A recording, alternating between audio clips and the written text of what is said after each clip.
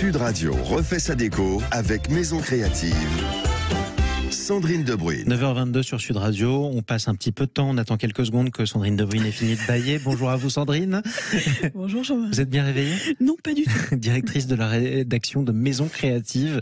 Sud Radio refait sa déco et aujourd'hui, le changement d'heure cette année, vous a inspiré. Comment oublier le changement d'heure ? Comment ne pas l'oublier ? Je sais pas s'il m'a inspiré, mais en tout cas, je peux vous dire qu'entre point commun entre la journée hier de procrastination où je pense que personne n'a non plus joué le jeu et cette nuit où tout d'un coup on est passé de 2 à 3 comme ça en une fraction de seconde. Et j'ai envie de vous dire comment oublier ce changement d'heure. Et bien, en s'attardant à notre chambre, sur notre chambre, à la rendre plus agréable, plus accueillante et plus réconfortante. En clair, une chambre dans laquelle on dort vraiment bien. Ce matin, c'est 5 petits secrets pour vous. Ce sont 5 petits secrets pour transformer votre pièce en un véritable cocon dans lequel se lever, reprendre des forces tout en aménagement avec un peu de décoration, mais très légère. Exactement. Alors, le premier secret.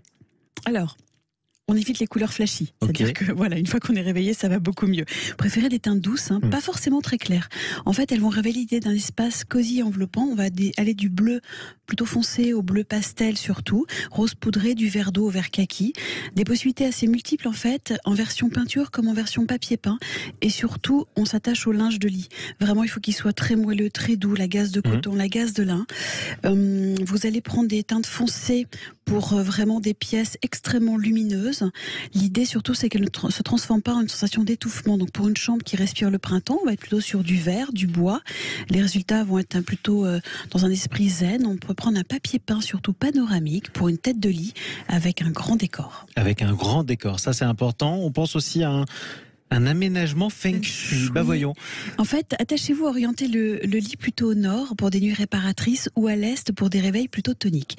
Vous évitez également de placer entre les ouvertures portes et fenêtres. C'est vraiment important. Vous ne laissez pas s'enfuir les bonnes ondes et accueillir les moins bonnes. Enfin, le lit est placé devant un miroir. Ça, c'est totalement interdit. C'est vraiment le truc à ne pas faire. Pourquoi ? Parce que c'est peine d'insomnie, c'est peine de mauvais esprit. Le lit sera plutôt placé entre guillemets dans un coin un peu design si possible. Vraiment, vous préférez des meubles aux lignes rondes si possible et une toute petite décoration. Surtout, ne surchargez pas vos chambres. On n'oublie pas la lumière. La lumière est essentielle dans la chambre. Il faut placer naturellement des petites lumières. Vous évitez les suspensions centrales. Vous préférez les liseuses comme à l'hôtel souvent.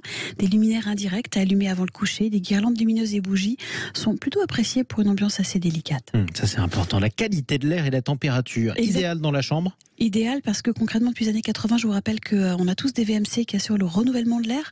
C'est indispensable dans nos logements pour la qualité de l'air intérieur. Il est possible de remplacer sa VMC traditionnelle par un modèle à double flux. C'est aussi un système de purification de l'air. Donc des gestes simples aussi permettent d'améliorer la qualité de notre air intérieur. On aère sa chambre au moins 10 minutes par jour, c'est important. Des solutions connectées aussi existent, notamment la solution Netatmo, vous savez, avec les Velux, vous pouvez piloter à distance. Du coup, votre Velux s'ouvre ou se ferme en fonction de la météo, évidemment.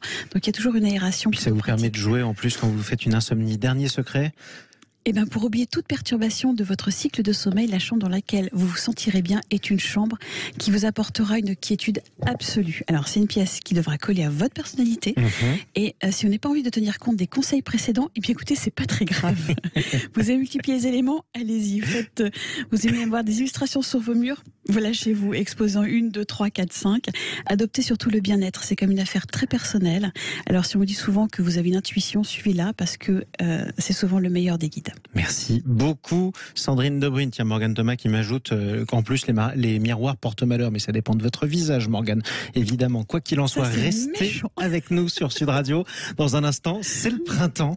Et pour le printemps, on va réviser tous les travaux à faire dans le jardin, le paillage notamment. Juste après, Sud Radio Auto et Mobility TV vous font essayer un véhicule sur le marché du neuf. On va en parler dans quelques instants avec nos amis de Mobility TV. On essaye le Dacia Jogger. À tout de suite.